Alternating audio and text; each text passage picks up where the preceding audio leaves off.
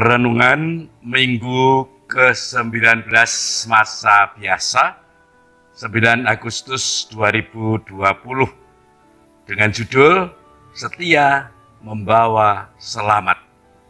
Dalam nama Bapa dan Putra dan Roh Kudus. Amin. Selamat pagi saudara-saudariku terkasih. Salam sehat, senyum selalu, berkah helm. Tenang Pastor, santai aja, tidak usah takut. Nanti kalau perahu kita ini tenggelam atau terbalik tenggelam, kan semuanya selesai. Nah, itulah kata-kata hiburan dari pengemudi perahu yang saya tumpangi ketika saya di Papua harus berangkat ke stasi-stasi. Nah, saya menjawab, amin, jawab saya. Lalu, kata-kata sang pengemudi tadi saya maknai demikian bahwa dia sebagai orang sungguh-sungguh beriman, artinya pasrah diri secara sepenuhnya kepada penyelenggaraan Tuhan yang Maha Kuasa. Dia menyerahkan diri seutuhnya kepadanya dalam perjalanan di laut lepas itu. Maka kalau demikian halnya, saya lalu harus berusaha untuk semakin lama semakin membiasakan diri berada di perahu itu, dan akhirnya memang saya mulai terbiasa, bisa tidur dan sebagainya. Nah, saudara sekalian, saya memberi gambaran sedikit tentang perahu kecil yang saya tumpangi itu. Itu namanya longboat. Nah, itu panjangnya kira-kira 8 meter, sampai 13 meter itu pendek itu. Lalu lebarnya itu cuma 1,5 meter, paling panjang 2 meter lebarnya itu. Lalu tingginya, nah ini, tingginya itu cuma 1 meter aja, kadang 75 cm. Nah, ini tentu saja bukan soal yang mudah dan harus menerjang ombak di tengah laut yang luas, di tengah laut yang lepas. Maka lumrah sajalah saya sebagai orang yang belum pernah seperti itu juga takut. Nah, saudara-saudara sekalian, maka untuk mengatasi atau mengelabui ketakutan saya ini, begitu saya naik perahu, saya membuat tanda salib, lalu saya menyanyikan lagu favorit saya. Oh kaulah menikah. Dalam lagu ini saya minta berkat dari Tuhan, menyerahkan diri sepenuhnya kepada Tuhan dan minta pertolongan dari Bunda Maria. Nah, saudara-saudara sekalian, Pastor, nah ini kata si pengemudi lagi, itu ombak putih, lihat Pastor, kita nggak berani berangkat, karena itu bahaya sekali, risiko tinggi. Wah, ternyata dia sang pengemudi pun juga takut. Waduh, awan tebal, nggak bisa kita terbang, kita cancel. Waduh, padahal saya harus ke keuskupan, mengikuti rapat di keuskupan, jadi ya sudah, tidak jadi berangkat. Lalu saya telepon Roboskop, pesawat tidak berani terbang, mungkin saya terlambat. Nah, ini gambaran mengenai situasi ketika saya di Papua, bahwa berbagai macam hal itu membuat kita takut. Ternyata kesimpulannya bahwa tidak ada orang yang tidak pernah merasa takut dalam kehidupan ini. Tetapi perkaranya adalah, apakah ketakutan itu harus dimanjakan? Atau bagaimana? Ya, harus kita atasi. Kita takut harus kita atasi supaya kita tidak takut atau paling tidak kurang ketakutan kita. Dalam masa pandemi COVID-19 ini ada seseorang yang pernah berkata demikian. Mari kita siap hidup berdampingan dengan corona. Namun kita harus tahu bagaimana caranya agar kita tidak tersulut api corona yang sangat membahayakan itu. Rasa takut itu pun menghinggapi para rasul yang setiap hari bersama Yesus. Jadi masih bersama Yesus pun mereka masih mengalami ketakutan. Padahal dalam Injil hari ini, takut mereka itu ketika mereka melihat Yesus berjalan di atas air. Mereka tidak tahu kalau itu Yesus, dikira hantu. Maka mereka berteriak-teriak ketakutan, namun Yesus mengatakan, tenanglah, aku ini, jangan takut. Tenanglah, aku ini, jangan takut. Yesus selalu tenang menghadapi masalah dan mengajak para rasul dan kita semua juga tenang dalam menghadapi masalah Tenang bukan berarti diam saja, tetapi terus berusaha untuk mengatasi ketakutan itu. Nah, saudara-saudariku yang terkasih dalam Kristus, kalau Yesus tenang, kadang kita mengalami kepanikan dan sebagainya. Ketenangan memang cara terbaik, sikap yang terbaik untuk menghadapi berbagai macam masalah. Dalam kitab suci, air itu dianggap mengerikan, namun juga menyucikan. Kita ingat banjir bandang dalam ketika waktu Bapak Nuh itu, tapi juga kita ingat Yesus dibaptis di Sungai Yordan, dibaptis dengan air di Sungai Yordan.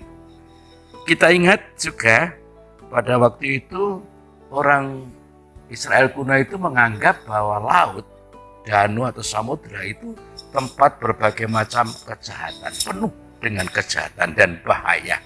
Maka kalau Yesus berjalan di atas air, tanda kurung kejahatan, berarti Yesus punya kuasa terhadap ombak yang bergelora di lautan atau di danau, ataupun juga Yesus punya kuasa terhadap kejahatan yang melingkupi atau yang ada di sekitarnya, yang mungkin membahayakan kita.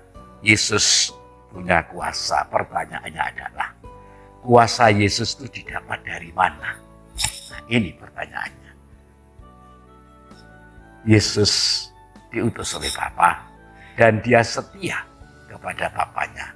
Karena kesetiaannya inilah, maka dia punya kuasa. Dia bisa mengatasi segala macam peristiwa atau permasalahan kehidupan.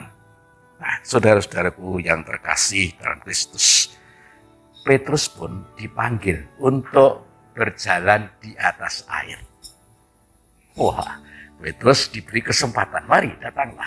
Ketika itu Petrus bertanya, Yesus kalau itu benar guru, biarkanlah aku juga berjalan di atas air. Yesus datanglah. Nah, ketika sudah benar di atas, mungkin sedikit sombong atau sedikit apa bagaimana, tapi lama-lama ada angin dan dia mulai takut dan mulai tenggelam. Untung saja ketika dia mulai tenggelam, lalu dia sadar diri bahwa dia tidak bisa apa-apa, tidak kuat apa-apa. Maka dia berteriak, Tuhan tolonglah aku, untuk bahwa dia itu masih sadar, dia masih tetap setia kepada Tuhan kita Yesus Kristus, sehingga dia dengan penuh kerendahan hati mengatakan, Tuhan tolonglah aku. Ketika dia mengandalkan kekuatannya sendiri, dia tidak mampu berbuat apa-apa, dia akan tenggelam. Tapi ketika dia menyadari kekecilannya, kekerdilannya, dan menyerahkan diri seutuhnya pada kuasa Tuhan, maka Tuhan menolong dan dia mengalami keselamatan. Nah, saudara-saudari terkasih dalam Kristus, Yesus yang memahami kemampuan murid-muridnya itu lalu mengatasi kesulitan mereka sambil memberi teguran dan atas kekurang percayaan mereka yang membuat mereka takut. Tindakan pertama Yesus adalah menyelamatkan dan kemudian memberi teguran, memberi pengajaran. Yesus tidak pertama-tama nyokurke atau nutuh, ya saya tidak tahu ya bahasa Indonesianya nyokurke dan nutuh itu, tapi kita orang Jawa tahu ya, nyokurke dan nutuh ya kepada orang yang mungkin menghadapi masalah karena mungkin kesalahannya sendiri atau sudah diberitahu tetapi tidak memperhatikan, acuh tak acuh. Dia kadang syukur, nutuh dan sebagainya. Antionom yang dikandani ragilem dan sebagainya dan sebagainya. Kadang kita secara spontan mengatakan seperti itu, tapi Yesus tidak. Pertama-tama Yesus menyelamatkan mereka dan baru sesudah itu memberi teguran dan juga memberikan pengajaran. Panggilan Yesus agar Petrus berjalan di atas air sebetulnya merupakan panggilan perutusan bagi kita. Sekali lagi saya ulangi, panggilan Yesus kepada Petrus untuk berjalan di atas air itu sebenarnya juga panggilan perutusan bagi kita saat ini. Panggilan masuk ke tempat yang penuh risiko. Samudra, laut penuh kejahatan. Diutus masuk ke dalam tempat yang penuh risiko. Karena wajarlah kalau kita menjadi takut. Nah, risiko itu seperti apa? Sebenarnya risiko dari itu semua sehingga membuat kita takut ya macam-macam. Bisa saja risikonya kita ditolak, mungkin saja kita dibenci, mungkin saja orang yang mendengar pewartaan saya itu lalu mundur teratur karena mungkin pewartaan saya agak sedikit keras dan sebagainya. Bisa jadi resikonya yaitu saya ditolak, dimusuhi, bisa jadi. Bukan juga mungkin dipaidu itu bahasa Indonesia apa ya, dianggap tidak dipercayalah, tidak dipaidu dan tidak digubris. Namun bisa jadi kita terpleset kepada kelihatannya pelayanan, tetapi intinya pamrihnya adalah keuntungan pribadi. Nah, kalau sudah seperti itu, kita terpleset kepada sikap pilih-pilih. Yang menguntungkan kita layani, yang tidak menguntungkan kita tinggalkan. Untuk apa? Kalau tidak menguntungkan bagi kita, itu risiko juga. Bukan hanya risiko bagi sang pewarta, tapi juga risiko bagi yang mendapat pewartaan itu. Dan ini bisa saja merusak segala-galanya. Karena apa? Karena hanya mau mencari kepentingan sendiri, kelihatannya saja melayani, tetapi bukan melayani secara tulus. Petrus sebagai manusia biasa mengalami ketakutan saat dia hanya mengandalkan kekuatan sendiri dan mungkin sedikit sombong, dia tidak kuat dan akan tenggelam. Namun saat dia minta tolong kepada Yesus, artinya merendahkan diri di hadapan Tuhan dan berserah diri secara seutuhnya kepada Tuhan, selamatlah dia. Kalau boleh saya bertanya kepada saudara sekalian, kepada penjenengan semua, siapakah yang langsung siap bila mendapat tugas karya pelayanan dalam gereja? Siapakah yang siap dan terus melangkah bila gereja membutuhkan kita untuk menangani sesuatu yang sangat penting? Tentu saja ada dan mungkin banyak. Namun kadang kita menolak, entah mungkin karena dengan tegas atau dengan halus. Kita menolak karena ada alasan, yaitu mungkin kita jujur dan tidak mampu, atau mungkin karena kita sudah banyak melaksanakan karya pelayanan yang menjadi tanggung jawab saya, dan saya memberi kesempatan kepada yang lain yang mungkin belum dapat kesempatan untuk itu. Yang aneh dan mungkin bisa terjadi loh ya, ini semoga saja tidak terjadi, mungkin bisa terjadi kalau ada yang berambisi menjadi pengurus dalam gereja. Mungkin memang dia siap melaksanakan pelayanan dengan jujur, ikhlas dan punya kemampuan, namun mungkin juga ada maunya untuk mendapatkan keuntungan daripadanya. Ingat kata-kata John Kennedy, Presiden Amerika Serikat dulu, jangan mencari yang dari negaramu, tapi berilah apa yang dapat kau beri kepada negaramu. Ini kira-kira seperti itu.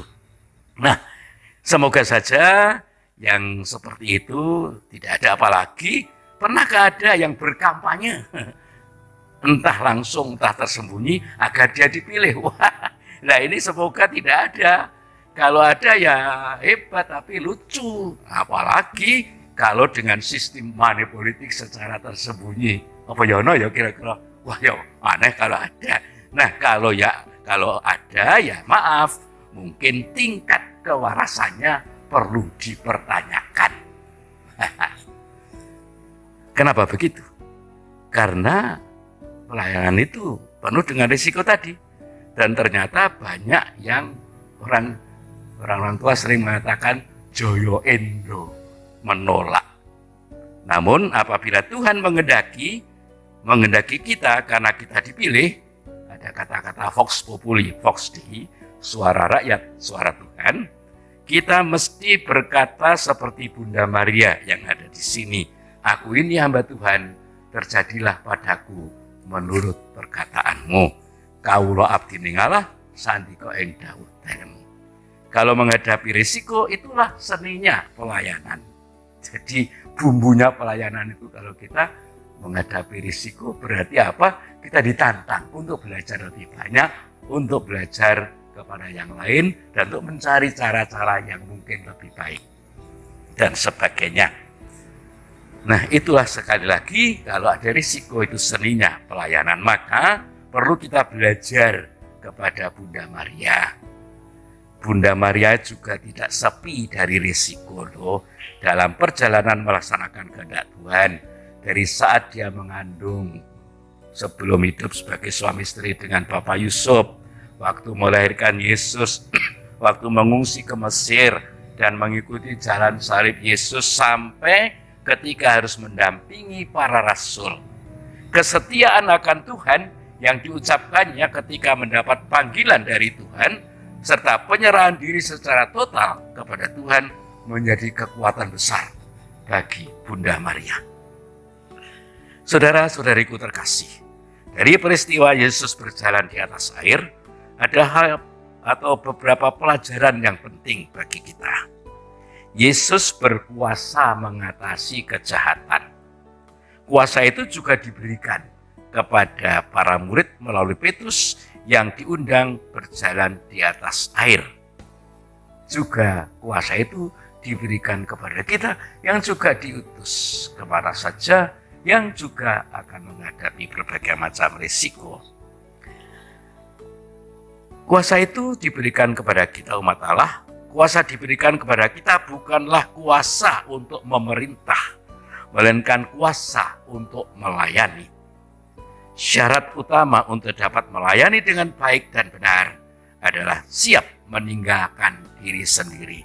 Yesus mengatakan menyangkal diri dan berserah setia kepada Tuhan, yaitu menyangkal diri, memanggul salibnya tiap hari, dan mengikuti aku. Jadi, kalau dalam gereja kuasa yang diberikan kepada kita, entah sebagai apa saja, kita wujudkan dengan main perintah dan perintah.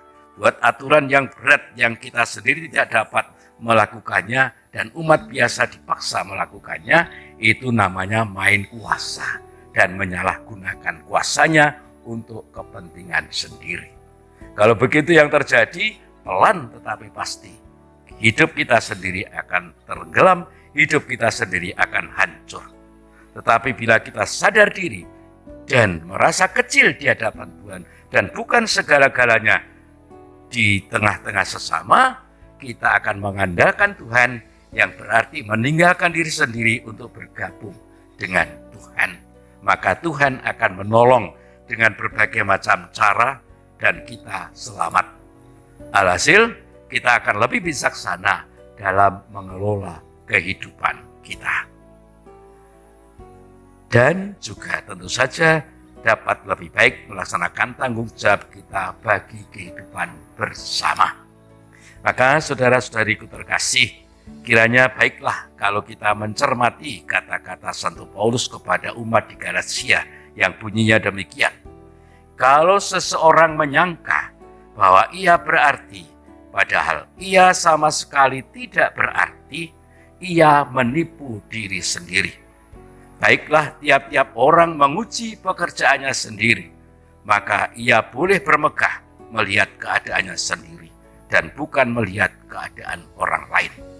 Sebab tiap-tiap orang akan memikul tanggungannya sendiri. Diambil dari surat Paulus kepada umat di Galatia, bab 6 ayat 3 sampai dengan 5. Saudara-saudari terkasih, salam sehat, senyum selalu. Terima kasih, Tuhan memberkati, dalam nama Bapa dan Putra dan Roh Kudus. Amin.